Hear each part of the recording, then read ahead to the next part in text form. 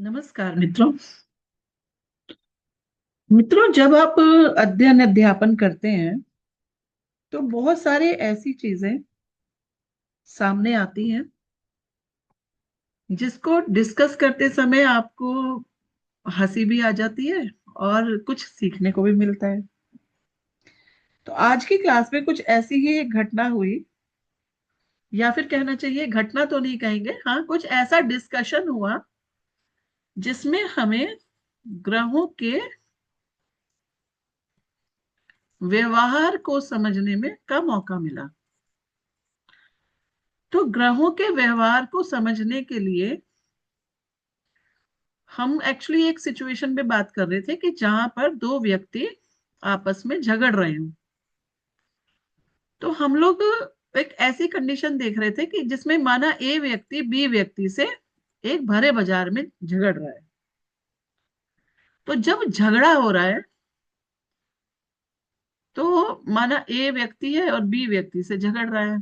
तो उनमें कुछ कुछ क्या होता है, जब बाजार में झगड़ा होता है तो आपने देखा होगा कि आसपास बहुत सारे व्यक्ति इकट्ठे हो जाते हैं। ठीक है। तो हमने ये सोचा कि अगर अलग अलग ग्रह आकर इनको आपस में छुड़ाने की या बीच में इंटरफेयर करें, तो अगर चंद्रमा करेगा, तो माना ये ए व्यक्ति के पीछे चंद्रमा आया, एक ऐसा व्यक्ति आया जो एक्चुअली चंद्रमा है। तो चंद्रमा अगर व्यक्ति को कहे कि, तो क्या कहेगा इस व्यक्ति को?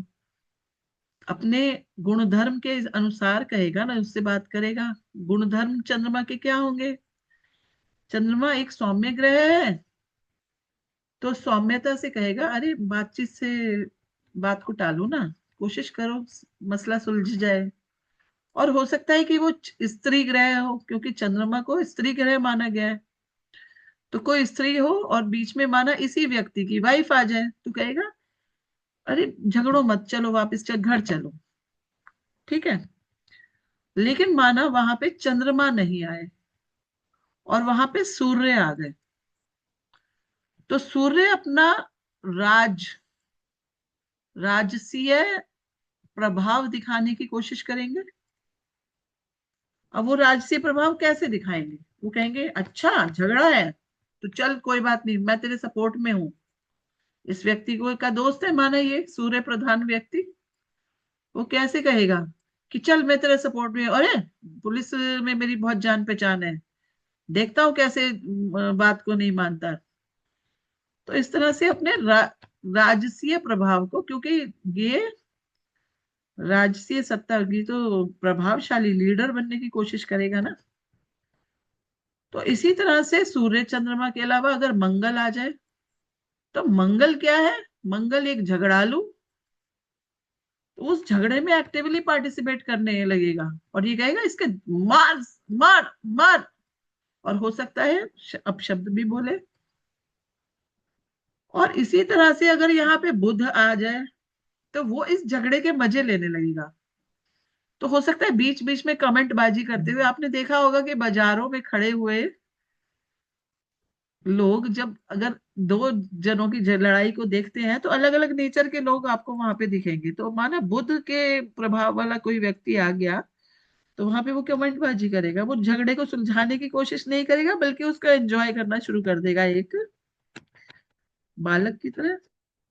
अगर वही बृहस्पति प्रधान कोई व्यक्ति आ जाए तो वो समझाएगा नहीं झगड़ना नहीं चाहिए, घर जाके बात करो, बैठ के बात कर लो, ये कोई तरीका नहीं है। वो तरीके सिखाने लगेगा, ऐसे नहीं करना चाहिए। ठीक है। और वही अगर शुक्र प्रधान कोई व्यक्ति आ जाए तो उसमें सौम्यता होगी, मैनर्स होंगे। तो कहीं वो भी समझाने की ही कोशिश करेगा कि आप लोगों को पहली बात अपशब्द का यूज नहीं करना चाहिए, पार्लियामेंट्री लैंग्वेज में जाकर आराम से बैठकर बातचीत करनी चाहिए, झगड़े को सुलझाने की कोशिश करनी चाहिए। अब माना शनि वहां आ गए, शनि प्रधान कोई व्यक्ति, तो वो इस झगड़े में इन्वॉल्व तो नहीं होंगे बल्कि और लोगों को कहेंगे देखो जी झगड़ रहे हैं। क्योंकि शनि का क्या एज उम्र क्या बताई गई है? वृद्ध बताया गया है। देखो झगड़ रहे हैं और इस झगड़े से उन्हें कष्ट होता लगेगा। हो सकता है वो खुद ही रोने बैठ जाए। तो कष्ट, रोना, परेशानी, कलेश जैसी स्थिति को वहां पे पैदा कर देंगे। आपने देखा होगा कि जब दो लोग झगड़ रहे होते हैं तो एक वृद्ध ऐसा होता है जो बेचारा इनको छुड़वा भी नहीं पा रहा है और इस झगड़े को खत्म भी नहीं कर पा रहा है, लेकिन वो खुद ही रोने बैठ जाते हैं, हाय मेरे बच्चे को ये क्या हो गया टाइप, इस तरह से रोना शुरू कर देते हैं। अब वहां पे अगर राहु आ जाए, राहु प्रधान कोई व्यक्ति, तो वो इस झगड़े का, इस मौके का फायदा उठाने की कोशिश करेंगे। कैसे? कि इनके झगड़े में मेरा क्या फायदा हो जाए, क्योंकि मौका परस्त होते हैं राहु। तो राहु प्रधान अगर कोई व्यक्ति आ गया राहु जैसा, तो वो इस झगड़े का फायदा उठाने, कि मुझे क्या फायदा होगा इनके झगड़े को देखने से। और वही अगर केतु प्रधान कोई व्यक्ति आ जाए, तो केतु प्रधान में वैसे तो देखिए यहाँ पे वैराग्य वगैरह की बात नहीं कर रहे हैं, हम यहाँ पे झगड़े को देख रहे हैं।